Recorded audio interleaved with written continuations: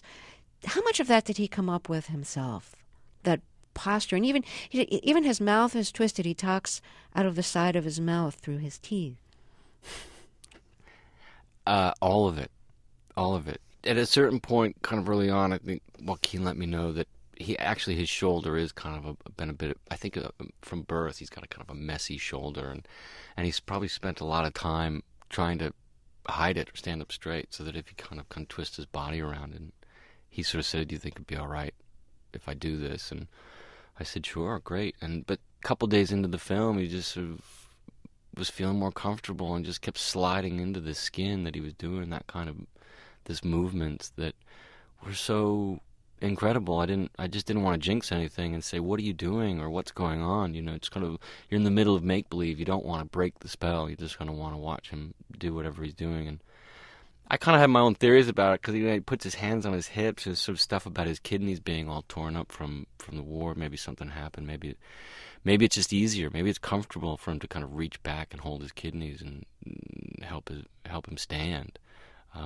But then again, yeah, there's always that thing, sort of the way somebody holds himself is an extension of what's going on with them on the inside. And I buy that too, for sure. I definitely see that. You see that when you're standing up straight, or you're bouncing down the street, or when you can barely kind of put one foot in front of the other. It's absolutely true. It must have been so interesting for you as the writer and director to see the physical interpretation that Joaquin Phoenix brought to the role, which is not something that you had put in the script. Yeah, but thrilling, great. It's so exciting. You hope for that kind of thing. You hope for an inventive actor to come along and make it not just 3-dimensional, but 5-dimensional, 6 dimensions. And that's what he does. He's that kind of guy. He's that kind of actor. He'll do crazy things, and they'll either be right or wrong, but they're worth trying. He's amazing to work with. Amazing. I read he stayed in character through the movie, even on the set. Yeah, is that whatever right? that means. It's such a weird phrase, isn't it? Staying in character. It kind of connotates some kind of bizarre. I don't know. I don't know. We've got to find a new way to say stays in character. Maybe how about an enormous level of concentration? That's what I would say. Right. It's like that. Everybody knows it's make believe, and you're just trying to do your absolute best at make believe. And to do that, sometimes you really have to concentrate and tune a lot of stuff out, and that's very hard. Very hard. It requires an enormous amount of focus and concentration. So. But just physically to have to stay twisted like that when you're not in a scene, that must be very uncomfortable. Right. But probably fun. As it may, I dare say, probably a kind of joy to sort of. Somebody said you can check out of your skin for 3 months and be somebody else. Don't worry, you'll still be there when you get back in 3 months. Would you do it? I think many of us would if we could. But that's so interesting because people are checking out of themselves when they're acting in your films, and because your films get so kind of beneath the surface of character that they are really checking out of themselves and checking into these characters. But you have to be so kind of aware of everything because you're the writer-director. You have to be taking care of everything. So, like everybody's in this make-believe world in a way, but are you? I don't. You're thinking the budget also probably. That like what time are the union hours over? Yeah, but I don't want to give the impression that you're sort of working with some crazy people and you sort of got to be everybody, you're making a movie and everybody knows what the hours are and how to kind of create maximum effect. No one likes to go to work in the middle of the night. No one likes to kind of do really heavy duty stuff early in the morning. You're sort of working on making this thing and you work together and you're trying to get everybody. at their best, and make sure that the hours aren't too crazy, and make sure that the schedule allows that you're doing a kind of a lighter scene after you did a heavy one, or whatever it is. It's all that kind of time management, and everybody appreciates that. Everybody's happy about that, you know. Joaquin doesn't want to try to go spend all his energy doing, you know, a big scene and then have to do another one right after that. You're all kind of working together, figuring the whole thing out.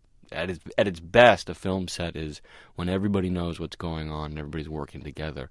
At its worst is when something's been lost in the communication and an actor's not sure how many shots are left or what's going on, and the makeup department's confused, and I mean, I'm sure the angle overhead watching that moment is like all these kind of little ants banging into each other and going different directions. And those moments happen, and they're a drag. They're a drag for everybody, but try to get back on course and go right.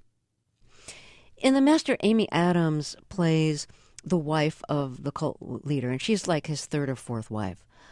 But through his group, through his cult called The Cause, he's perfected marriage.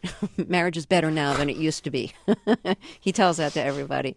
But anyways, she's really like the power behind him in some ways. She has this like odd kind of control. And she was recently on our show.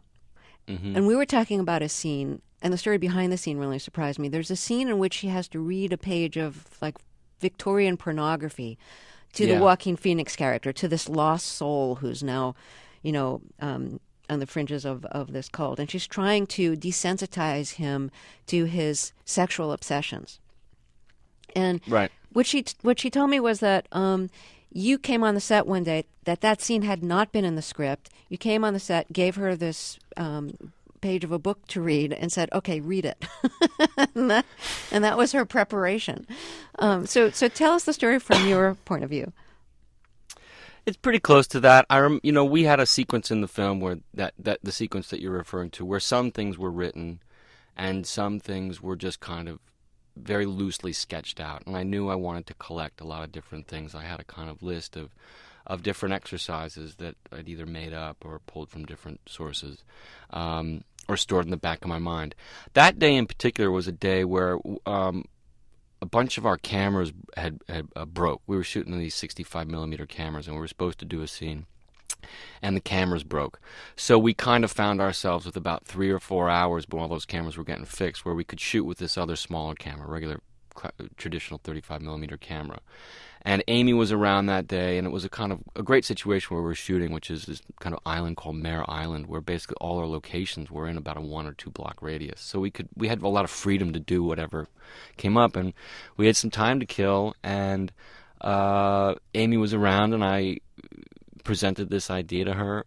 I think we tried it with some other people too, doing it just to see how it worked, and it wasn't as effective. And I kind of thought that the best idea was to have Amy do it. Probably just the perverse thrill of seeing her character read these kind of really dirty words. There's something great about that. So we found, I'd remembered this book, this Victorian birth porn, kind of a X-rated book from a long time ago called The Pearl. We tried to find it online. We couldn't find it, and, clock's ticking, and we needed something to shoot. And we found some Victorian porn online and printed it out. And found the sections that we liked and made us laugh and had her read it. And yeah, it was really hard not to laugh. I had to step out of the room. She did great. Did you really? Yeah. Oh God, yeah, it was great. Really fun. No, another thing Amy Adams said when I spoke to her is that there's, as part of like the exercises and training that the Joaquin Phoenix character is going through as he's being, entering the cult, she asks him a lot of questions. And there's a scene where she says to him, what did she say, look into my eyes? Yeah. What color are my eyes? What color are my eyes? What color are my eyes? Change the color of my eyes. Yeah, right. change the color of my eyes. Change them to black. And all we're seeing is her saying this. And she said that, and then we see his eyes. And then we see her eyes changing to black, because he's imagining them changing to black, like she's asking him to. But she said that you just came in and said, okay, look into the camera, I'm going to read you some lines, and I want you to read them back. And sort of. Yeah, it was sort of like that. It's a weird thing, there's kind of no scene to do there.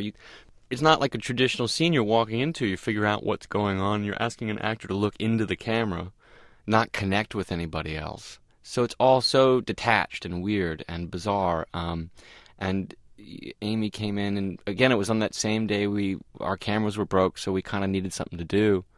Um, and we just sort of talked. The idea of the exercise is how to use your mind to to change things, to change what you perceive and what your perception is. Change the color of my eyes to black, you know.